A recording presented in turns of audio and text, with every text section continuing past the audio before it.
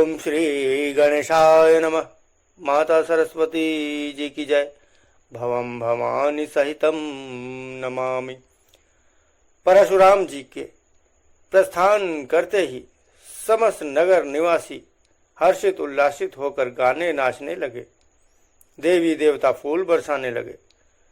जनक जी की प्रसन्नता की कोई सीमा न रही। वशिष्ठ जी ने जनक जी को बुलाया। जनक जी ने उन्हें प्रणाम किया। वशिष्ठ जी ने बताया कि विवाह तो धनुष टूटते ही संपन्न हो गया। अब आप अपनी कुल की रीति के अनुसार विधि विधान से विवाह की तैयारियां कीजिए। एक दूत अयोध्या को भेजो और राजा दशरथ जी को बुला लाओ।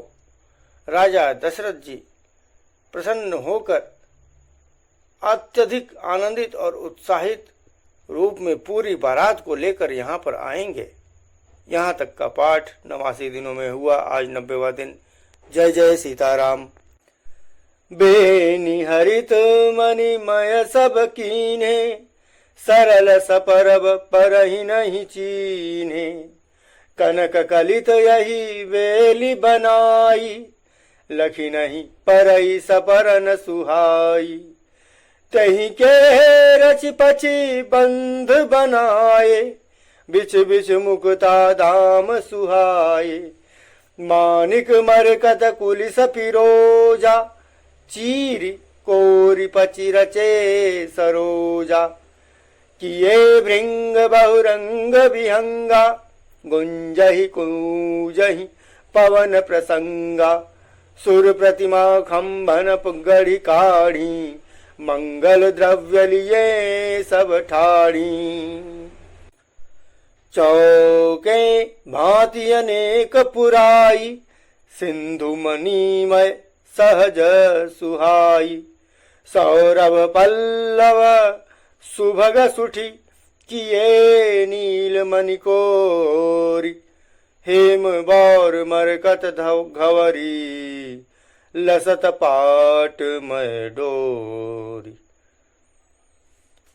बांस सब हरी हरी मड़ियों के सीधे और गांठों से युक्त ऐसे बनाए जो पहचाने नहीं जाते थे कि मड़ियों के हैं या साधारण। सोने की सुंदर नाग बेली अर्थात पान की लता बनाई गई, जो पत्तों सहित ऐसी भरी मालूम होती थी कि पहचानी नहीं जाती थी। उसी नाग बेली के पच्चीकारी करके बंधन बांधने की रस्सी बनाई गई। बीच बीच में मड़ियों की सुंदर झालरें हैं। माणिक, पन्ने, हीरे और अन्य रत्न इस प्रकार से चीर कर, कोर कर और कलाकारी करके इनके लाल, हरे, सफेद और फिरोजी रंग के कमल बनाए गए हैं कि जो देखते ही बनते हैं। भंवरे और बहुत रंगों के पक्षी बनाए जो हवा के सहारे गूंजते और कूंजते हैं। खंभों पर देवताओं की मूर्तियां गढ़कर निकाली, जो सब मंगल द्रव्य लिए खड़ी थीं। गजमुक्ताओं के सहज ही सुहावने और अनेकों तरह के चौके पुराए। नीलमणि को कोर कर अत्यंत सुंदर आम के पत्ते बनाए। सोने के बैर अर्थात आम के फूल और रेशम की डोरी से बंधे हुए पन्ने बने फूलों के गुच्छे ऐसे सुशोभित थे मानो कि पूरी बगिया ही जनकपुरी हो गई हो। रचे रुचिर बर बंद निवारे, मनहु मनोभव फंद संवारे। मंगल कलश अनेक बनाए, ध्वज पताक पट चमर सुहाए। दीप मनोहर मणिमय नाना, जाई न बरनि विचित्र बिताना। जहि मंडप दुलहिनी बैदेही, सोबर नय असिमति कवि केही। दूलहु राम रूप गुण सागर, शोभितानु तिहु लोक उजागर। जनक भवन कै शोभा जैसी, गृह गृह प्रति पुर देखिय तैसी। जहि तिरुहुति तहि समय निहारी, तहि लघु लगहि भुवन दस चारी। जो संपदा नीच ग्रह सोहा, सो बिलो किशोर नायक मोहा। बसई नगर जही लक्ष्य करी कपट नारी बर बेसु।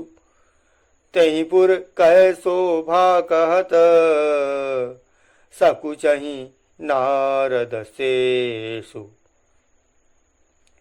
ऐसे सुंदर और उत्तम बंधनवार बनाए मानो कामदेव ने फंदे सजा रखे हों। अनेकों मंगल कलश और सुंदर ध्वजा पताका पर्दे और चमर बनाए जिसमें मणियों के अनेक सुंदर दीपक हैं। उस विचित्र मंडप का तो वर्णन ही नहीं किया जा सकता जिस मंडप में श्री जानकी जी दुल्हन होंगी। किस कवि की ऐसी बुद्धि है जो उसका वर्णन कर सके। जिस मंडप में रूप और गुणों के समुद्र श्री रामचंद्र जी दूल्हे होंगे वह मंडप तीनों लोकों में प्रसिद्ध होना ही चाहिए। जनक जी के महल की शोभा जैसी है वैसी ही शोभा नगर के प्रत्येक घर की दिखाई देती है। उस समय जिसने तिरहुत को देखा और उसे 14 भुवन तुच्छ जान पड़े। जनकपुर में नीच के घर भी उस समय जो संपदा सुशोभित थी उसे देखकर इंद्र भी मोहित हो जाता था। जिस नगर में साक्षात लक्ष्मी जी स्त्री का सुंदर वेश बनाकर बसती हैं उस पुर की शोभा का वर्णन करने में सरस्वती और शेष जी भी सकुचाते हैं। पहुँचे दूत रामपुर पावन हर्षे नगर बिलो की सुहावन। भूप द्वार तिन खबरी जनाई दशरथ नृप सुन लिए बोलाई। करि प्रणाम तिन पाती दीनी मुदित महीप आप उठिलीनी। बारी बिलोचन बाचत पाती पुलक गात आई भरी छाती। राम लखनूर कर बर चीठी रही गए कहत न खाटी मीठी। पुनि धरि धीर पत्रिका बाची हर्षि सभा बात सुनी साची। खेलत रहे तहाँ सुधि पाई आए भरतु सहित हित भाई।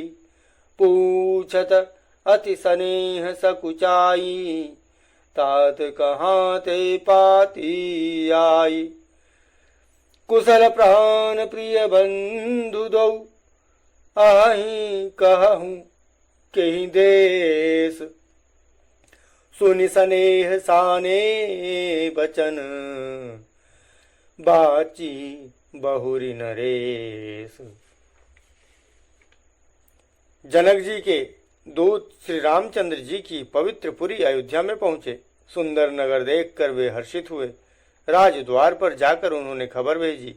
राजा दशरथ जी ने सुनकर उन्हें बुला लिया। दूतों ने प्रणाम करके चिट्ठी दी। प्रसन्न होकर राजा ने उसे स्वयं उठकर लिया। चिट्ठी बांचते समय उनके नेत्रों में जल प्रेम और आनंद के अश्रु छा गए। शरीर पुलकित हो गया और छाती भर आई। हृदय में राम और लक्ष्मण हैं, हाथ में सुंदर चिट्ठी है। राजा उसे हाथ में लिए ही रह गए। खट्टी मीठी कुछ भी कह न सके। फिर धीरज धरकर उन्होंने पत्रिका पढ़ी। सारी सच्ची बात सुनकर सब हर्षित हुए। भरत जी अपने मित्रों और भाई शत्रुघ्न के साथ जहाँ खेलते थे वहीं समाचार पाकर वे आ गए। बहुत प्रेम से सकुचाते हुए पूछते हैं, पिताजी चिट्ठी कहाँ से आई है? हमारे प्राणों से प्यारे दोनों भाई कहिए सकुशल तो हैं और वे किस देश में हैं? स्नेह से भरे ये वचन सुनकर राजा ने फिर से चिट्ठी पढ़ी। जय जय सीताराम। यहाँ तक की पंक्तियों को मैं विराम देते हुए वाणी को रोकता हूँ। समस्त प्रकार की त्रुटियों, भूल चूकों, अपराधों के लिए सिया रामचंद्र जी से, भगवान भवानी शंकर जी से क्षमा प्रार्थना करता हूँ तथा कामना करता हूँ कि समस्त सुनने वाले, पढ़ने वाले सब पर सिया रामचंद्र जी की असीम कृपा हो जाए। जय सीताराम।